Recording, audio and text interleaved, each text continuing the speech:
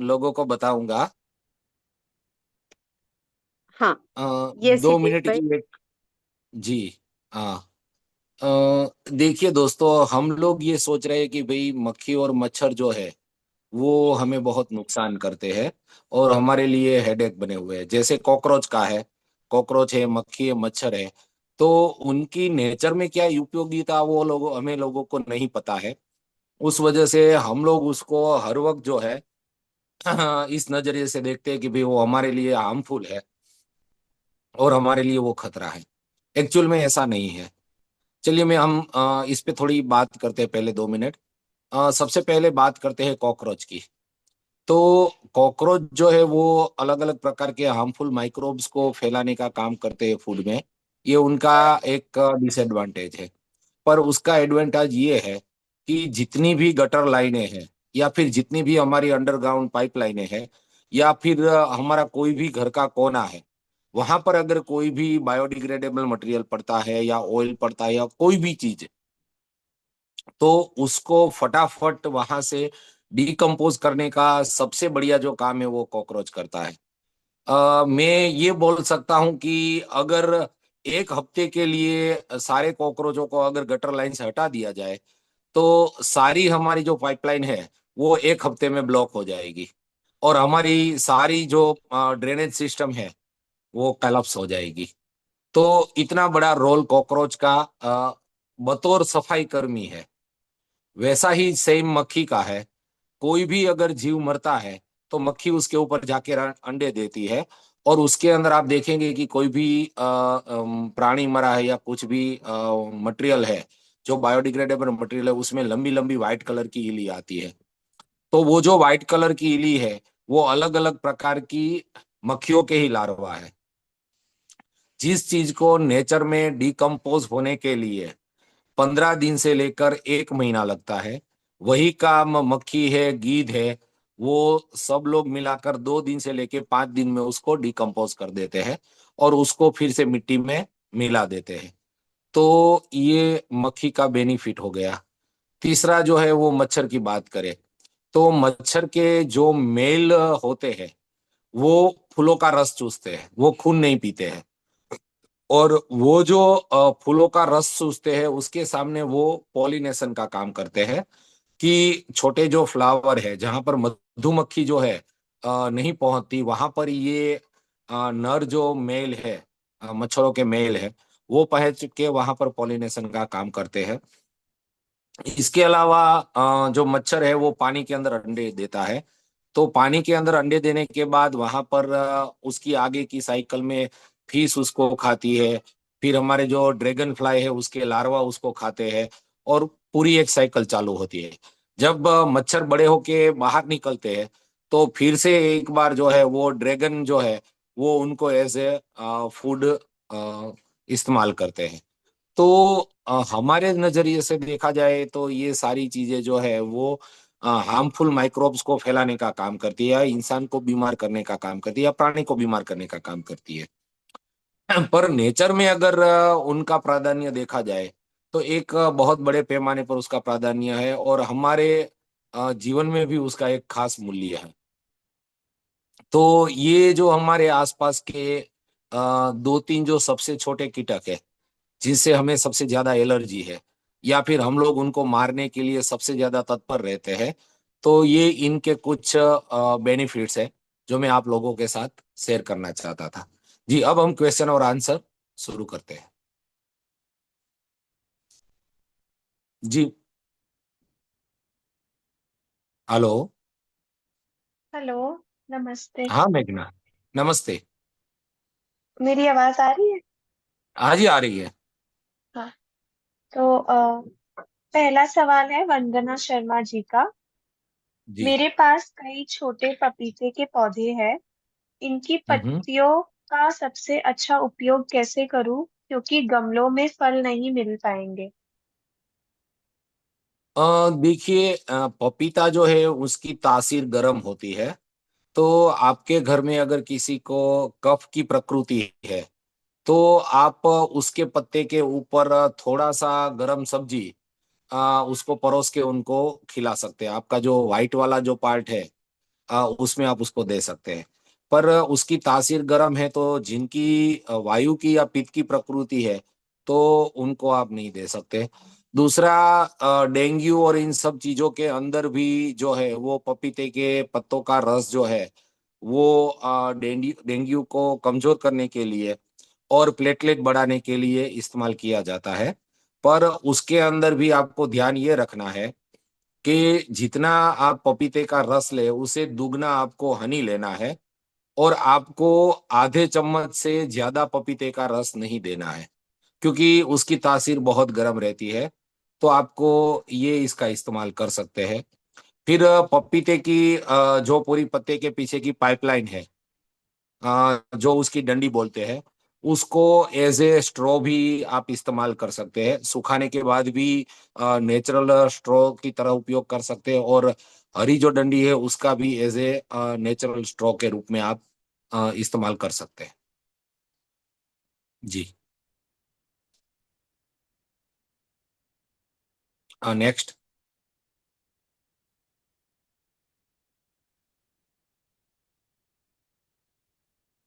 Hello.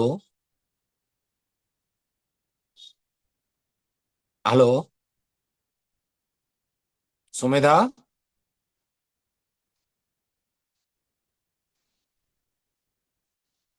Hello. हाँ हाँ जी। अ, जी। अगला सवाल है। मेरे पास गमलों में बहुत ज्यादा एलोवेरा है। हम्म। इनका कैसे उपयोग करूं क्योंकि और पौधे लगाने के लिए मेरे पास जगह नहीं बची है। देखिए, एलोवेरा में तो आप जो बड़ा उसका पौधा है उसको, उनके पत्तों को हार्वेस्ट करके आप उनका जूस बना के पी सकते हैं। ऊपर और नीचे से आपको उनकी जो हार्ड स्किन है उसको निकाल देना है। निकालने के बाद उनका बीच का जो पल्प है वो आप फेस पे लगा सकते हैं, आप नहाने में उसका इस्तेमाल कर सकते हैं, आप उसके टुकड़ों को खाने में इस्तेमाल कर सकते हैं। तो इन सारी तरह की पद्धति से आप उसका उपयोग कर सकते हैं। और दूसरे, उनमें से बच्चे तो बहुत निकलते रहते हैं। अगर आपके पास ज्यादा गमले नहीं है, तो फिर उसको आपको किसी को डोनेट करना पड़ेगा। अगर आपको उसको डोनेट नहीं करना है, तो आपके आसपास में कोई ऐसी जगह है कि जहां पर इंसानों की अवर जवर कम है, और वहां पर वो जगह खाली पड़ी है, तो वहां पर जाकर भी आप उसको बो देंगे, तो वो अपने आप ग्रो हो जाएंगे, और आप जब भी आपको उपयोग है, या आपको या दूसरे लोगों को, तो वहां से वो ले सकते हैं। अगर आपका खेत है, तो खेत की बॉर्डर पे भी आप एलोवेरा डाल दीजिए, तो भी वहां पर बहुत बढ़िया वो हो जाएंगे, और आप उसके काफी उपयोग कर सकते हैं। जी। अगला सवाल है। हल्दी लगाने का सही समय मई जून है, लेकिन क्योंकि बाजार में हल्दी ट्यूबर्स अभी मिलते हैं, क्या अभी हल्दी ट्यूबर्स लगाना सही रहेगा।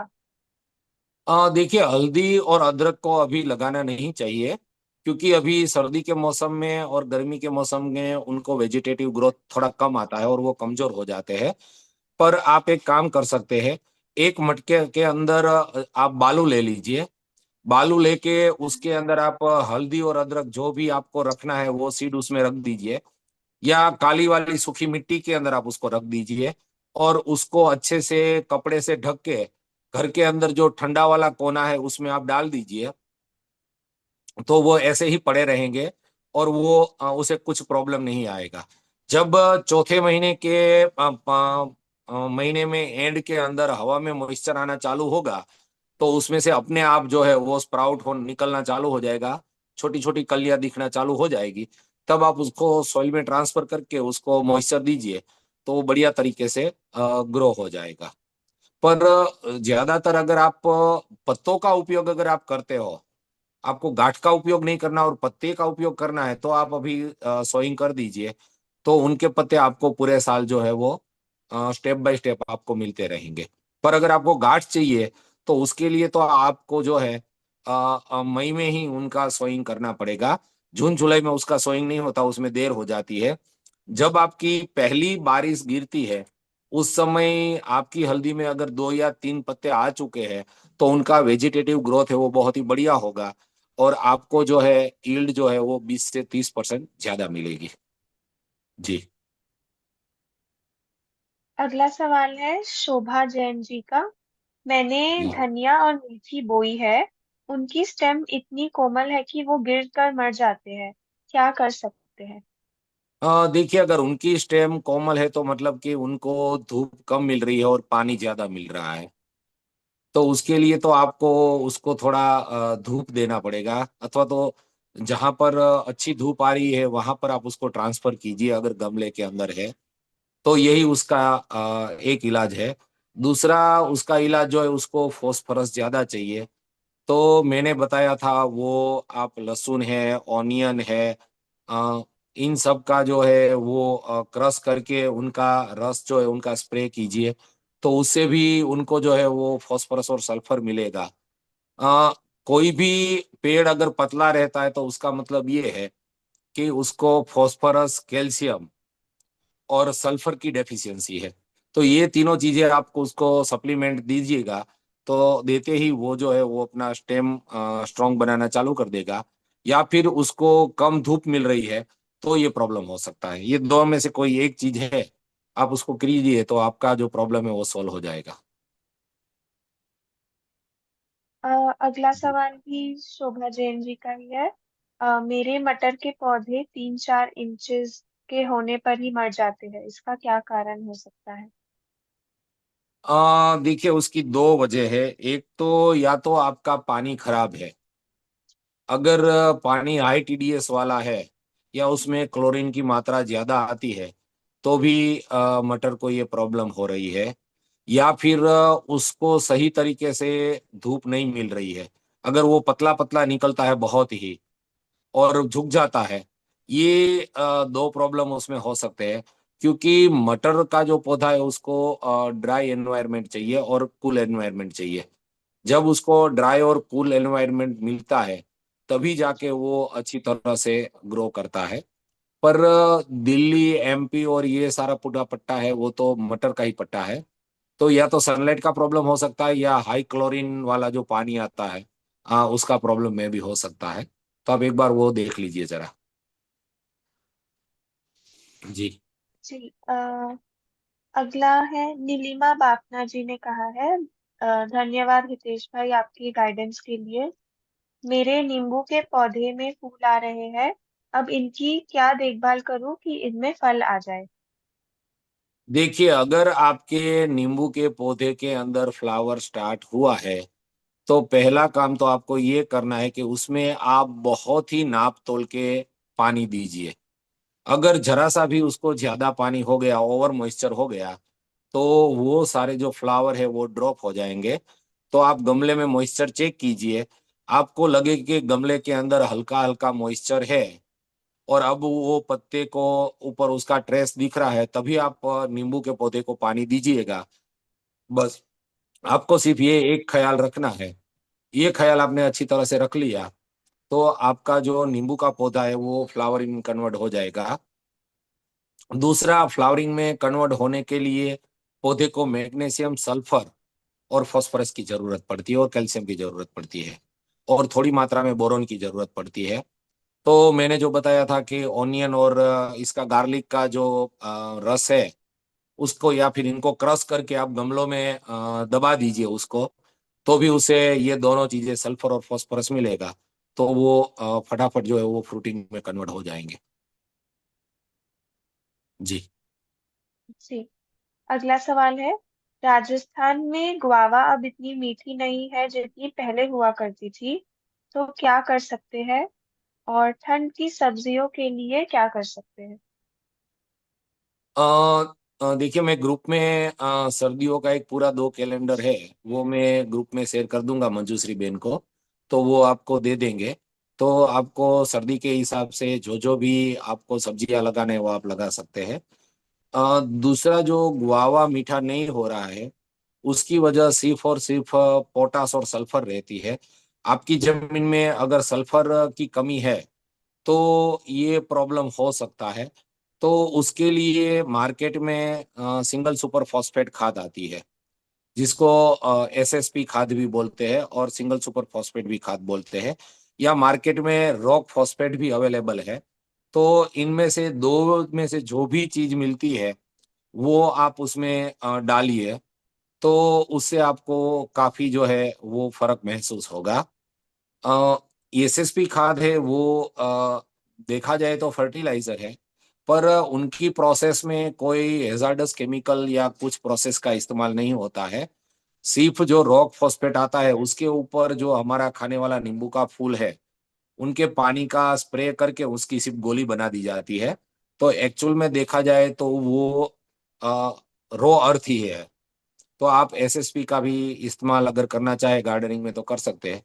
इतना आप कीजिए तो उससे आपका प्रॉब्लम सॉल्व हो जाएगा। दूसरा, आप जो है वो राख भी डाल सकते हैं। और तीसरा, आप गमले के अंदर जितना हो सके उतना ज्यादा मल्चिंग कीजिए, और जितना हो सके उतना मोटा मल्चिंग रखिए। मैं सबको पहले भी कह चुका हूं कि 100 मर्ज की एक ही दवा है, और वो है कचरा।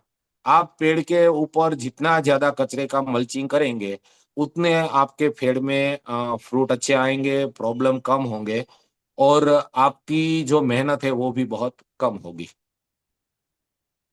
जी, नेक्स्ट।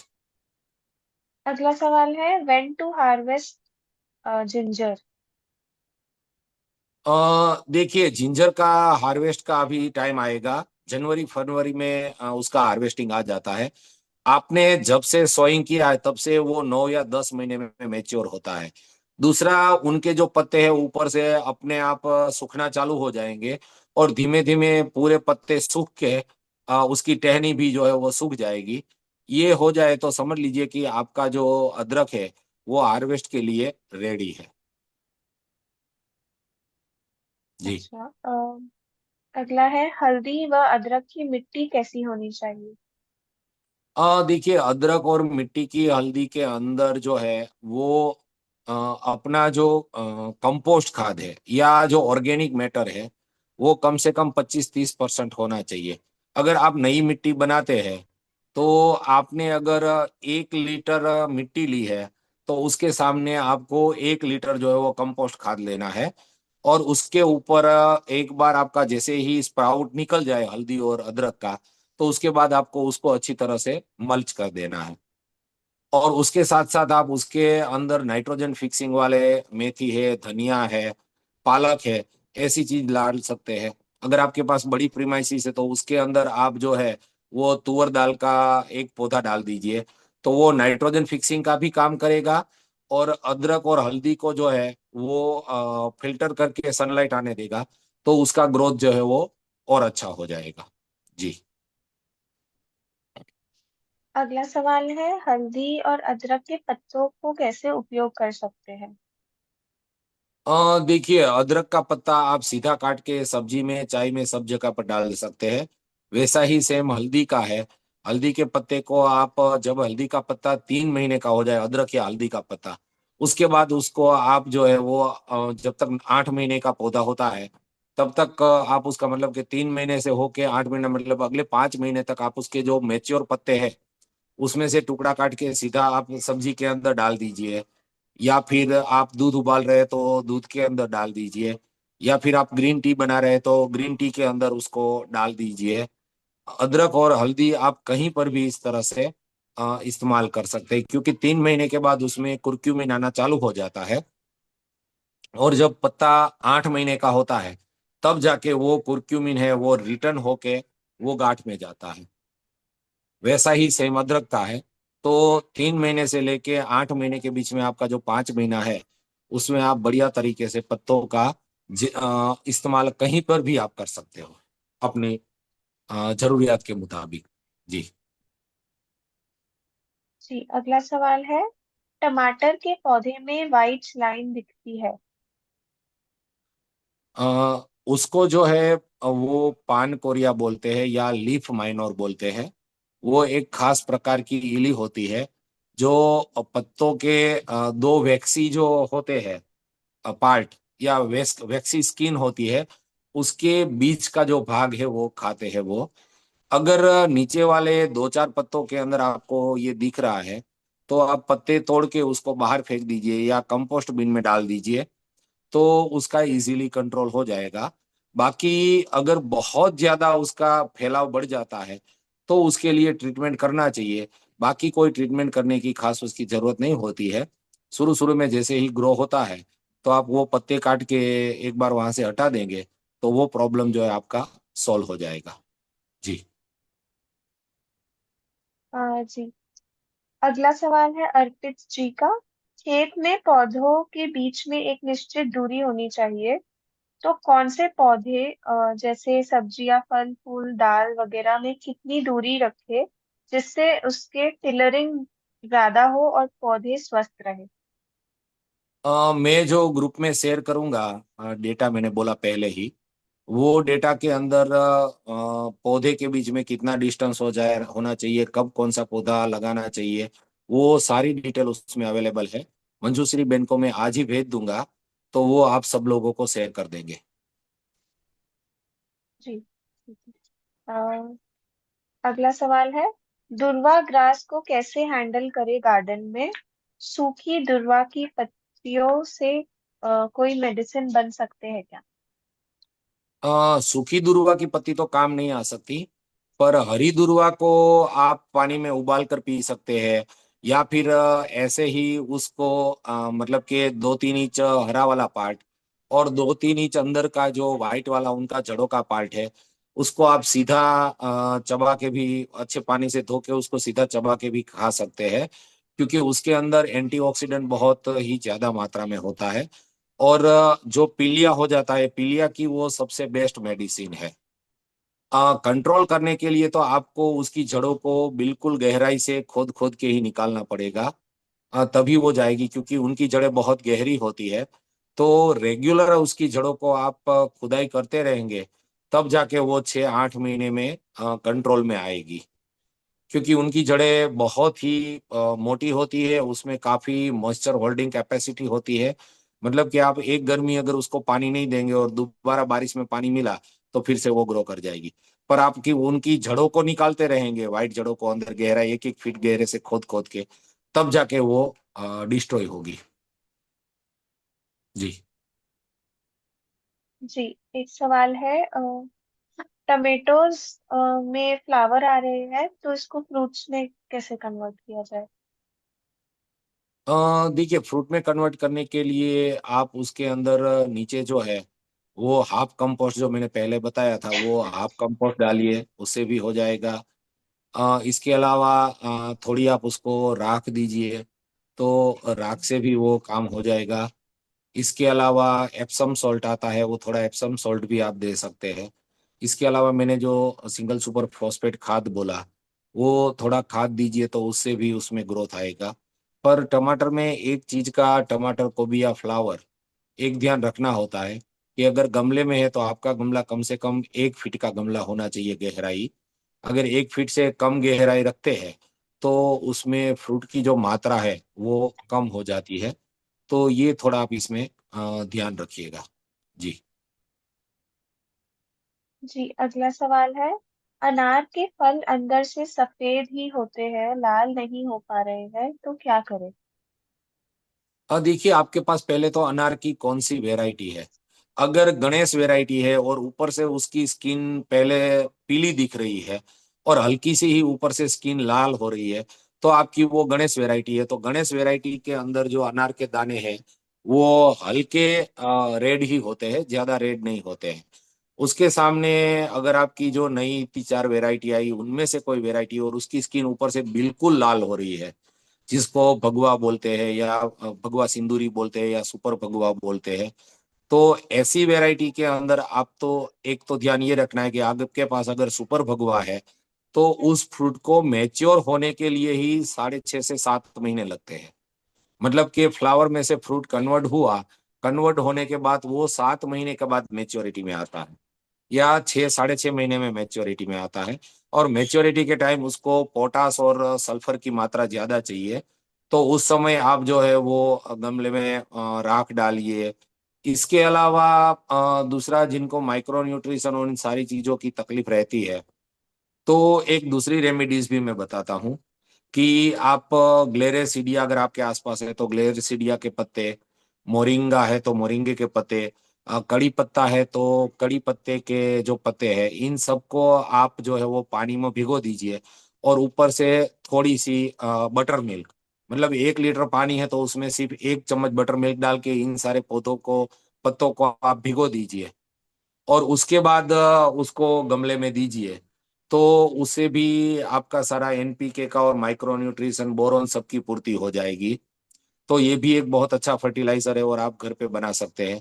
उसमें चाहे तो आप आक के पत्ते भी डाल सकते हैं, और 2-5% आप नीम के पत्ते भी डाल सकते हैं। नीम के पत्ते आपको ज्यादा नहीं डालना है, सिर्फ 2-4% आप डालेंगे तो चलेगा। तो इससे भी एक बहुत बढ़िया फर्टिलाइजर बनता है 1 हफ्ते के अंदर, और उसको पानी पिलाने से भी बढ़िया रिजल्ट मिलता है। उसमें ज्यादा अगर कुछ करना है तो आप जो खराब वाले लहसुन है या खराब वाली ऑनियन है, उसको भी आप थोड़ा सा हल्का सा तोड़ के या क्रश करके उसमें डाल दीजिए, तो और अच्छा रिजल्ट आपको उसमें मिल सकता है। जी। अ, अगला सवाल है उज्जैन का। इगतपुरी डिस्ट्रिक्ट नासिक में 2 एकड़ लैंड है, इसमें वॉलंटियर्स बेस्ड कम्युनिटी फार्मिंग कैसे हो सकती है? सोर्स ऑफ वाटर रिवर दरना है। पहले तो एक कि भी आपका रिवर में पूरे साल पानी रहता है या नहीं रहता है, वो एक इम्पोर्टेंट चीज है। दूसरा, वहां पर इलेक्ट्रिसिटी की फैसिलिटी है कि नहीं है वो देखना है। और तीसरा, आपको जो है वहां पर फेंस चाहिए। कम्युनिटी बेस अगर आप करना चाहे तो इजीली कर सकते हैं, उसके लिए आपको कोई प्रॉब्लम नहीं है। उसके लिए आपको जो सबसे बढ़िया चीज ये करनी है कि आपको वहां पर एक ग्रुप बनाना पड़ेगा, जिसमें तकरीबन 10 से 20 फैमिली हो। और आपको उसका जो भी लैंड के ऊपर आप खर्चा करें उनको एक दूसरे के साथ अंडर स्टैंडिंग से आपको बांटना पड़ेगा। दूसरा, आपको वहां बारी बारी जाके वर्क करना पड़ेगा।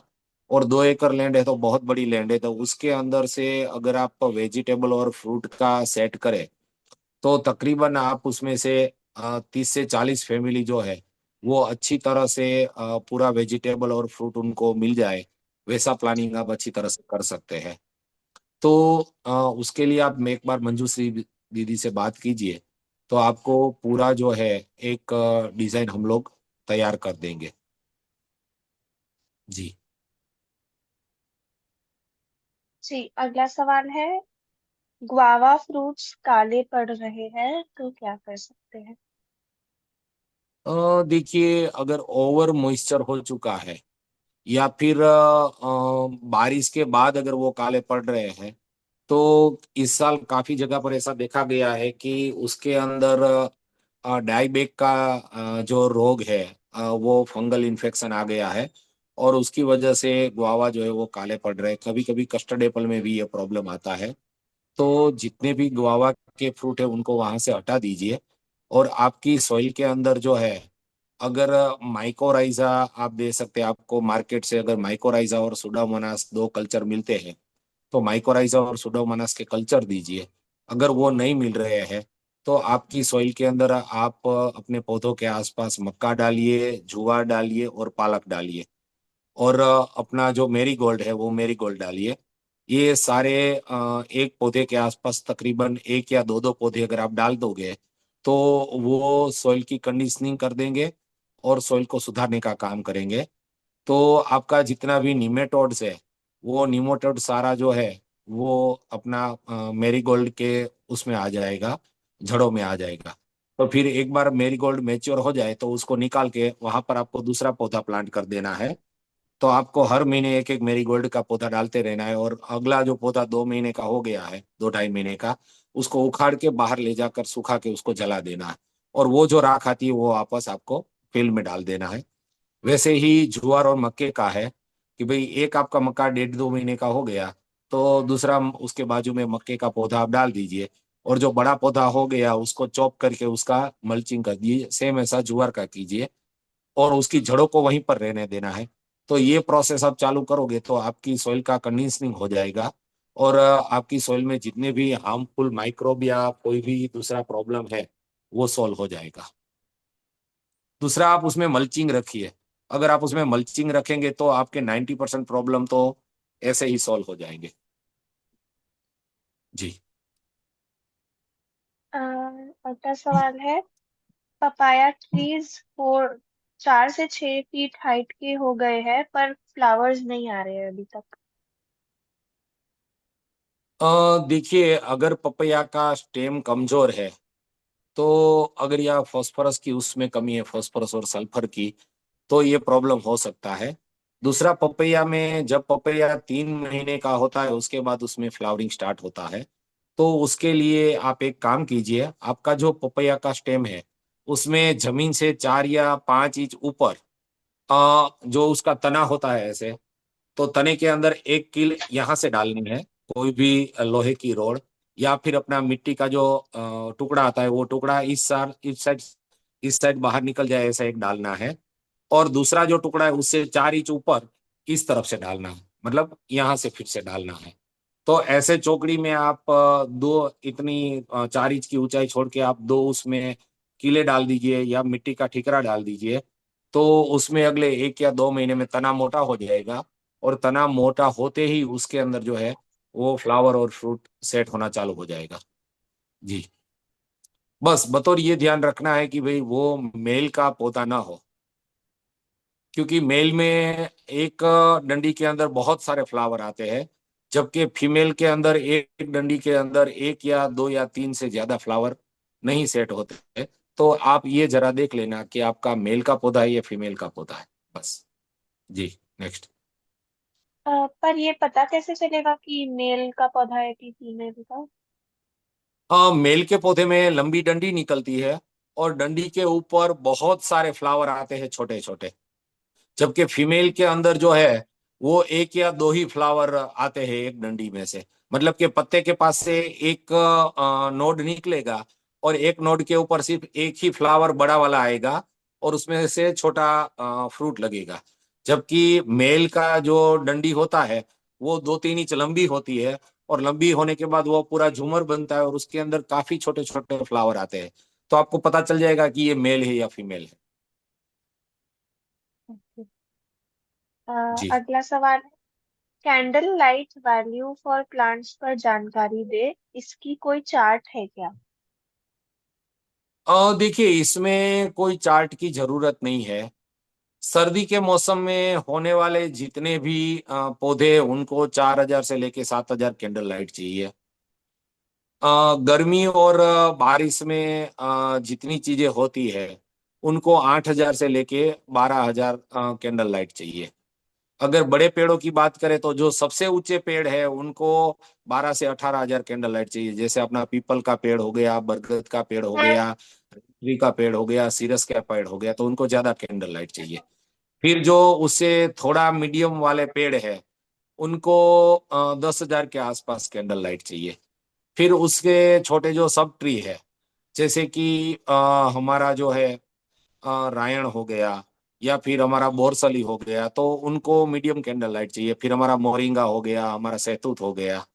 और सबसे जो छोटे हैं, जैसे अनार हो गया, गुआवा हो गया, तो ये सारे, या स्ट्रॉबेरी हो गई, तो उनको कम में कैंडल लाइट चाहिए। तो उनको 3,000 से लेके 6,000 कैंडल लाइट चाहिए। तो जो सीजन में जो पहले होता था, आज से 10 साल पहले सीजनेबल जो फ्रूट हमारे आते थे या सीजनेबल जो वेजिटेबल आते थे, उनको उसके हिसाब से कैंडल लाइट सेट होता है। तो उनका कोई फिक्स ऐसा नहीं है। हाँ, थोड़ा थोड़ा फर्क रहता है। जैसे कि पत्ता गोभी या फूल गोभी है, तो उनको 4 से 5,000 कैंडल लाइट है तो उनके लिए बहुत बढ़िया है। पर उनको सनलाइट का जो आवर्स है वो ज्यादा चाहिए, कि जितना ज्यादा सनलाइट आवर मिलेगा उतना उनका जो फ्रूट है वो बड़ा होगा। आपने एक चीज देखी होगी कि हिली एरिया के अंदर सारी मूली भी बड़ी दिखेगी, गाजर भी बड़ी दिखेगी। फिर आपका कोई भी बीन्स का पौधा, बीन्स की सींग है वो भी बड़ी दिखेगी। फ्रूट और सारे जो वेजिटेबल है उनकी साइज भी बड़ी दिखेगी। तो उसकी वजह ये है कि वहां पर कैंडल लाइट कम है, पर डे लाइट ज्यादा है। हमारे यहाँ सर्दी में डे लाइट जो है वो 6-7 घंटे रह जाती है। पर हिली एरिया में वो डे डे लाइट है वो 9 घंटा, 10 घंटा, 12 घंटा तक रहती है। तो जितनी उसको ज्यादा लाइट मिलेगी उसकी उतनी साइज बड़ी होगी, और जितनी कैंडल लाइट कम मिलेगी उतना उसको फेवरेबल कंडीशन मिलेगा। तो वो सीजन के हिसाब से है और एरिया के हिसाब से है। जी। अच्छा। नेक्स्ट सवाल है, can we get compatible vegetable plants chart? हमने एक मंजूश्री दीदी के साथ तैयार किया है। और मेरी जो बुक है उसके अंदर भी हम लोग उसको अच्छी तरह से राइटअप में डाला हुआ है। तो मेरी बुक भी अभी जल्दी शायद अगली इस महीने अगले महीने में आ जाएगी। तो उससे भी मिल जाएगा। और मंजूश्री दीदी को मैं बोलूंगा कि एक बार वो ग्रुप में शेयर कर दे। जी, ठीक है। एक सवाल ग्रुप में मृणालिनी जी ने पूछा था, लेमन प्लांट्स के फ्लावरिंग के लिए क्या करें? और किसी ने इसका शायद आंसर किया था कि स्ट्रेस देना है प्लांट्स को, मतलब 20 दिन जी नो वाटरिंग, और फिर जी। सारे पत्ते झड़ जाएंगे, फिर पानी देना है। हाँ, मतलब कि उनके कम से कम 50% पत्ते पीले होकर गिर जाना चाहिए। और उसके हम्म। बाद उसको बहुत ही मीडियम मात्रा में पानी देना है जब तक वो फ्रूट में कन्वर्ट ना हो। मतलब कि गमले में मॉइस्चर देखते रहना है हमें, या जमीन में मॉइस्चर देखते रहना है। जब आपको लगे कि बहुत मॉइस्चर कम हो गया है या सूखने की कगार पे आ गया है, तो हल्का सा मॉइस्चर दे। भर भर के पानी ना दे। एक बार फ्रूट सेट हो गया, फिर नींबू को भर भर पानी चाहिए। फिर आप वो जितना भी उसको ज्यादा पानी दोगे, उतना नींबू का हम्म। साइज बड़ा होगा और इतना अच्छा रहेगा। जी। जी। अगला सवाल है, चीकू के फ्रूट्स ग्राफ्टेड पेड़ जो कि जमीन में है, कितने साल में आएंगे? It is in Jodhpur, Rajasthan. देखिए, चीकू में तीसरे साल से जो है वो फ्रूट